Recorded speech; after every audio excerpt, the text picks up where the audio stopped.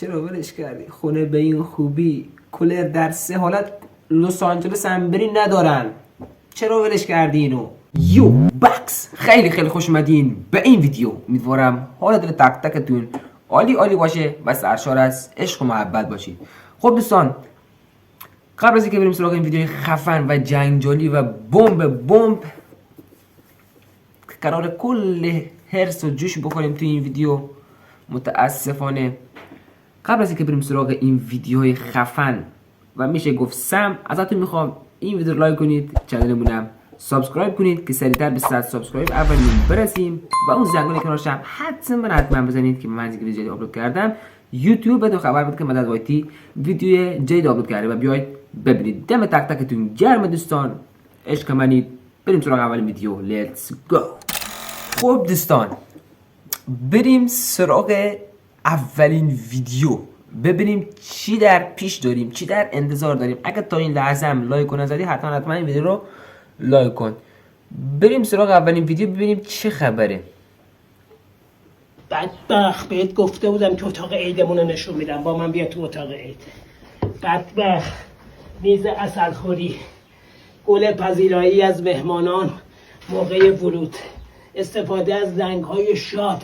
بدبخت این اتاق قابلیت استفاده از وای فای داره. بدبخت گل‌های آپارتمان نشین رو بگیر. بدبخت استفاده از مبل‌های سلطنتی، ساعت بیدار.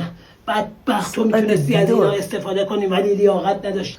انواع اقسام پشتی جهت پذیرایی از مهمانان، انواع از این شلواری روی دیوار آماده پذیرایی از مهمانان. بدبخت فهم و کمالات این اتاق انقدر بالاست که آدم دوست داره تو این اتاق بشینه شعر بگه. بدبخت اکسیژن این اتاق بالاست. پشمو بدبخت آخیش عشقشو میبرم.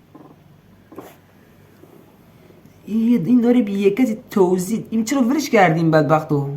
این خونه به این لوکسی، ساعت بیدار، وای فای، پشتی سلطنتی، زیر شلواری، همه چیز داره. چرا اینو ولش کردی؟ دست بوسه اونی هم که اینو ول کرده. اصلا دمت اونو گرم که تو رو ول کرده. پشمام ریزی بریز داره توضیح میده خونه رو. تو چه بلویی هستی؟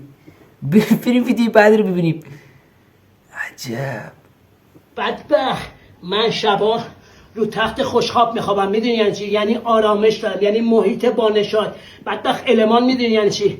یعنی که امسال ما آشپزخونه‌مون رو حالت جزیره‌ای در آوردیم. این وسط رو برداشتیم. تو چه میدونی جزیره یعنی چی؟ بدبخت ما نمیدونیم. بالا سر نورپردازی خونه رو بگیر، بالا سر اتاق‌ها برق روشن میشه، برق خاموش میشه. بدبخت خونه با نظم نظام یعنی یخچال رو از برق نکشه. یعنی چی؟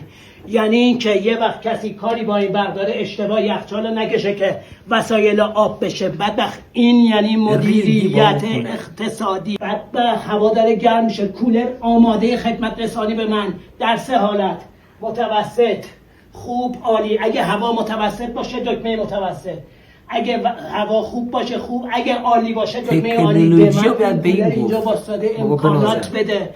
تو میتونستی با من با هم استفاده کنیم. چرا ولش کردی؟ خونه به این خوبی کولر در 3 حالت لس آنجلس هم بری ندارن. چرا ولش کردی اینو؟ ویدیو دوم دیدم گفت اونیه که واقعا اینو ول کردی. گاویا که اینو ول کردی. ویدیو دوم دیدم اصلا کامل 0% نظرم عوض شد. کولر در 3 حالت، برقش هم روشن میشه هم خاموش. پشمام، برق ما فقط روشن میشه یا خاموش شدنش با خداست. برق این هم خاموش میشه هم روشن.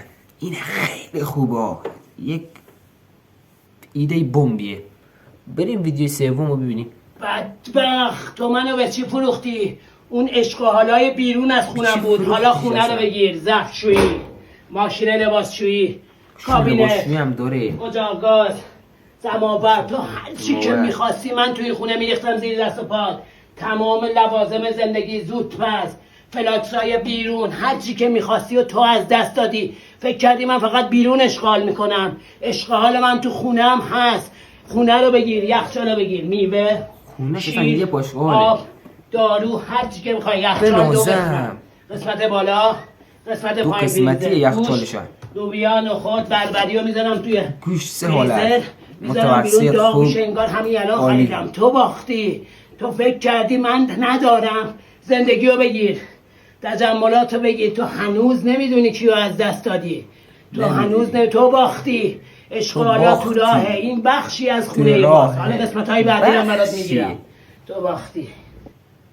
این بخشش بود دوستان. باختی واقعا. خاک آرم تو سرت که این داداشمونو ول کردی. یخچال داره دو حالت اینجوری ها. وسایل زودپز، اصلا زرمای چیه زودپز کجا دیدید اصلا داشته باشن؟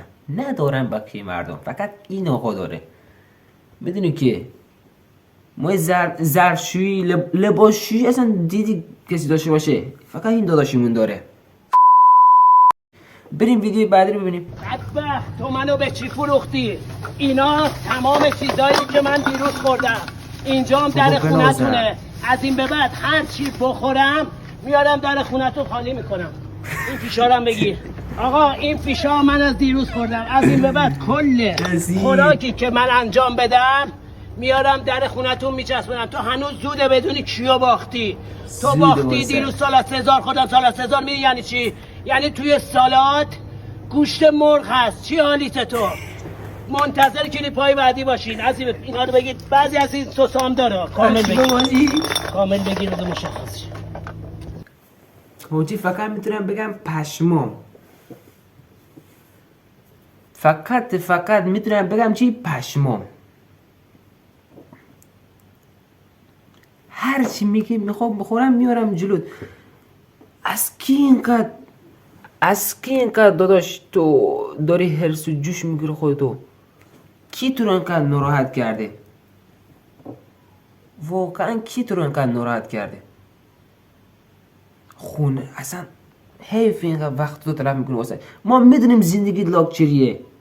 پیتزا اصلا کی میخوره؟ سالاد سزار اصلا کی میدونه اسمش؟ اصلا من اولین بار دارم میشنوم سالاد سزار مرغ داره توش.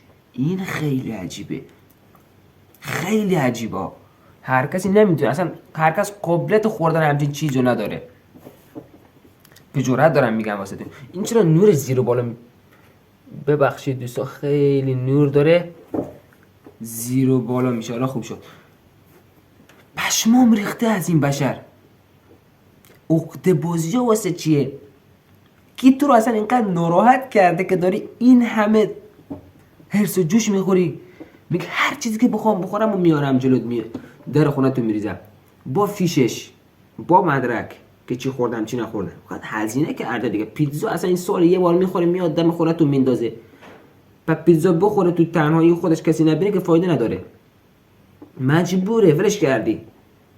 با گوتی با سس که همه میخورن. چرا سس آوردی؟ با ویتامین سی که اونجا خورده بود فیشو زد دم در خونه. حلال هزینه کردی بدبخت دیگه. چرا ولش کردی؟ بریم ویدیو بعدی. بدبخت، منو به چی فروختی؟ به پول؟ بیا اینم پول. چقدر پول میخواد؟ پاور بانکی. بیا پسته خوردم. آقا پسته رو بگیر. پسته خورده که اصلا بارونی برفاک کنه بزن. هر کسی قابل خوردنش نداره. یابوش داره میاغه. آهنگو ببین. آهنگو بگیر. اندی منو به چی فروختی؟ اتپلان چی فروختی؟ عینک. آقا منو به چی فروختی؟ زندگی اینجا بود. ببند درو. قربون پرایدت. خداحافظ. تو باختی.